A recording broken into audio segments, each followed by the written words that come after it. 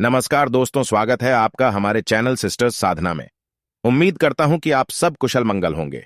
आज की वीडियो में हम आपको राधे कृष्णा की प्रेम की प्रचालित कथा सुनाएंगे।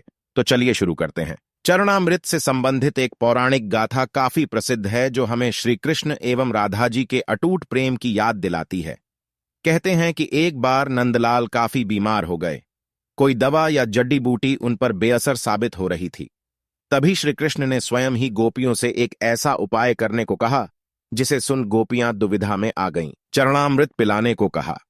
उनका मानना था कि उनके परम भक्त या फिर जो उनसे अति प्रेम करता है तथा उनकी चिंता करता है, यदि उसके पांव को धोने के लिए इस्तेमाल हुए जल को वे ग्रहण कर लें तो वे निश्चित ही ठीक हो जाएंगे।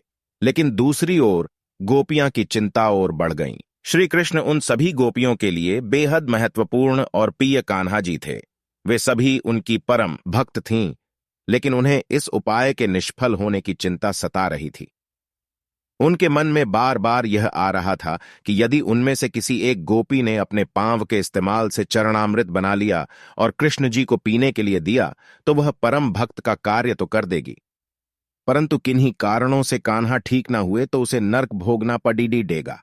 अब सभी गोपियां व्याकुल होकर श्रीकृष्ण की ओर ताक रही थी और किसी अन्य उपाय के बारे में सोच ही रही थी कि वहां कृष्ण की प्रिय राधा आ गईं।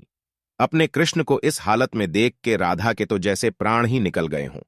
जब गोपियों ने कृष्ण द्वारा बताया गया उपाय राधा को बताया तो राधा ने एक क्षण भी व्यर्थ करना उचित न समझा और जल्द ही स्वयं के पांव धोकर चरणामृत तैयार कर श्रीकृष्ण को पिलाने के लिए आगे बढ़ी। राधा जानती थी कि वे क्या कर रही हैं। जो बात अन्य गोपियों के लिए भय का कारण थी, ठीक वही भय राधा को भी मन में था। लेकिन कृष्ण को वापस स्वस्थ करने के लिए वह नर्क में चले जाने को भी तैयार थीं।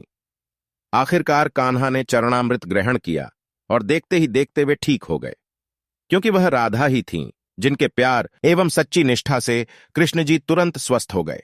अपने कृष्ण को निरोग देखने के लिए राधा जी ने एक बार भी स्वयं के भविष्य की चिंता ना की और वही किया जो उनका धर्म था।